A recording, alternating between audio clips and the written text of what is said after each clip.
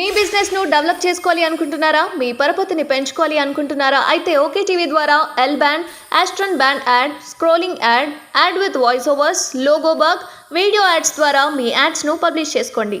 సంప్రదించవలసిన phone number 8520917933.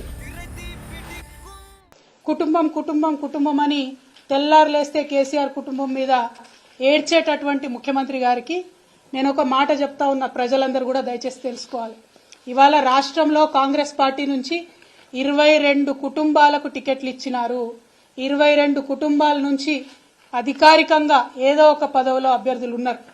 గడ్డం వినోద్ గారు, గడ్డం వివేక్ గారు, కోమటిరెడ్డి వెంకటరెడ్డి గారు, కోమటిరెడ్డి రాజగోపాల్ రెడ్డి గారు, మైనంపల్లి రోహిత్ రావు గారు, మైనంపల్లి హనుమంతరావు గారు, ఉత్తమ్ కుమార్ రెడ్డి గారు, పద్మావతి రెడ్డి గారు, జువ్వాడి నరసింహరావు గారు, రత్నాకర్ రావు గారి కొడుకు, కూచాడి శ్రీహర్రావు గారు, రత్నాకర్ రావు గారి కుటుంబ సభ్యుడే, దుద్దిల్ల శ్రీధర్ బాబు గారు, మాజీ మంత్రి శ్రీపాదరావు గారి కొడుకు, ఒడితెల ప్రణవ్ గారు, తాత మాజీ ఎంపీ సింగాపురం రాజేశ్వరరావు గారు, దామోదర్ రాజనరసింహ గారు, తండ్రి మాజీ మంత్రి సి రాజనరసింహ గారు, అట్లానే చెరుకు శ్రీనివాసరెడ్డి గారు, ముత్యం రెడ్డి గారు కుమారుడు, పి విజయారెడ్డి గారు, పీజేఆర్ గారి బిడ్డ, అట్లనే కోట నీలిమ గారు, సనత్ నగర్ కాంగ్రెస్ జాతీయ నాయకుడు పవన్ ఖేడా భార్య. ఈమె మన రాష్ట్రంతో సంబంధం లేదు, ఏం లేదు, కానీ సడన్ గా వచ్చిర్రు పారాషూట్ టికెట్లు.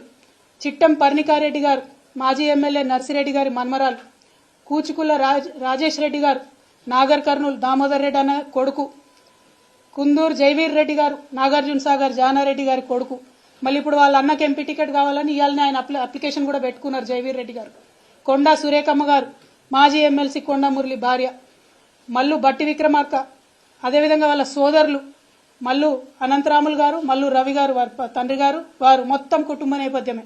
ఇవాళ మల్లు బట్టి విక్రమార్క గారి భార్య ఖమ్మం ఎంపీ టికెట్ రేసులో కూడా ఆవిడ ఉన్నారు.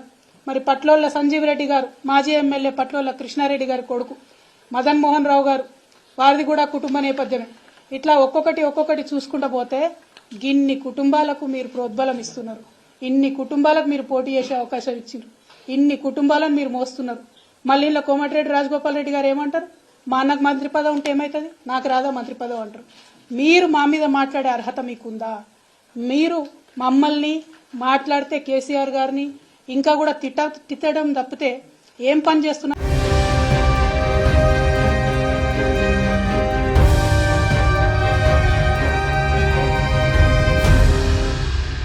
కుటుంబం కుటుంబం కుటుంబం అని తెల్లారులేస్తే కేసీఆర్ కుటుంబం మీద ఏడ్చేటటువంటి ముఖ్యమంత్రి గారికి నేను ఒక మాట చెప్తా ఉన్నా, ప్రజలందరూ కూడా దయచేసి తెలుసుకోవాలి. ఇవాళ రాష్ట్రంలో కాంగ్రెస్ పార్టీ నుంచి 22 కుటుంబాలకు టికెట్లు ఇచ్చినారు. 22 కుటుంబాల నుంచి అధికారికంగా ఏదో ఒక పదవిలో అభ్యర్థులు ఉన్నారు.